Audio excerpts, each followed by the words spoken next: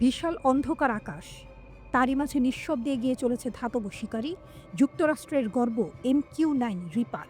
ড্রোনটি এসেছিল যেন এক নীরব শিকারী, ইয়েমেনের বুকে তার ইস্পাতের ছায়া ফেলে ভয় ছড়ানোর জন্য।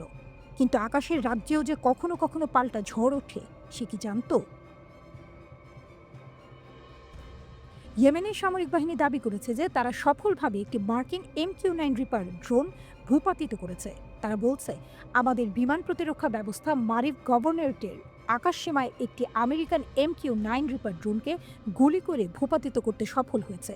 এটি স্থানীয়ভাবে তৈরি একটি উপযুক্ত ক্ষেপণাস্ত্র দিয়ে করা হয়েছিল।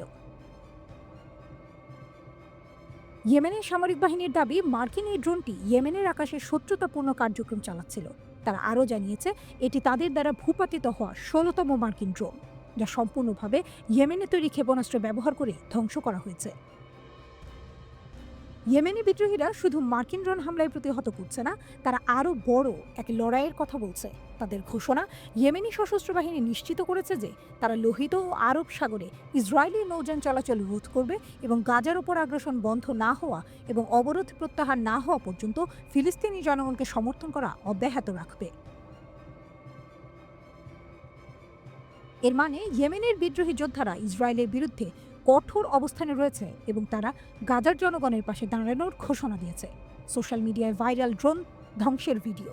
হুথিদের পক্ষ থেকে ড্রোন হামলার একটি ভিডিও প্রকাশ করা হয়েছে, যেখানে দেখা যায় মারিবের আকাশে রাতের অন্ধকারে আগুন জ্বলছে। ভিডিওতে একজন ইয়েমেনি লোককে বলতে শোনা যায় যে তার একটি মার্কিন ড্রোন গুলি করে নামিয়েছে।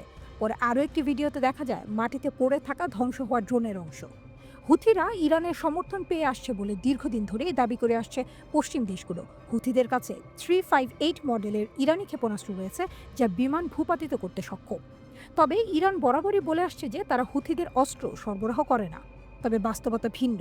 যুদ্ধক্ষেত্রে এবং ইয়েমেনে পাঠানো সমুদ্রপথে ইরানি অস্ত্রের চালান পাওয়া গেছে বলে বিভিন্ন প্রতিবেদনে জানানো হয়েছে। যুক্তরাষ্ট্রের সংবাদ সংস্থা AP জানিয়েছে, মার্কিন সামরিক বাহিনী এ ঘটনার বিষয়ে অবগত আছে, তবে তারা এই বিষয়ে বিস্তারিত কোনো মন্তব্য করেনি। ইয়েমেনি বিদ্রোহীরা যে MQ-9 রিপার ড্রোন ভূপাতিত করেছে সেটি অত্যন্ত উন্নত প্রযুক্তির। প্রতিটি ড্রোনের দাম প্রায় $30 মিলিয়ন। 40,000 ফুটেরও বেশি উচ্চতায় উঠতে পারে, একটানা 30 ঘন্টা পর্যন্ত আকাশে অবস্থান করতে পারে। এই ড্রোনকে যুদ্ধের সময় নজরদারি এবং হামলার জন্য ব্যবহার করা হয়।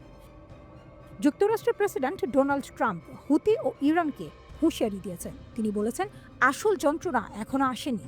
এর মানে যুক্তরাষ্ট্র যে কোনো সময় হুথিদের বিরুদ্ধে আরও কঠোর ব্যবস্থা নিতে পারে।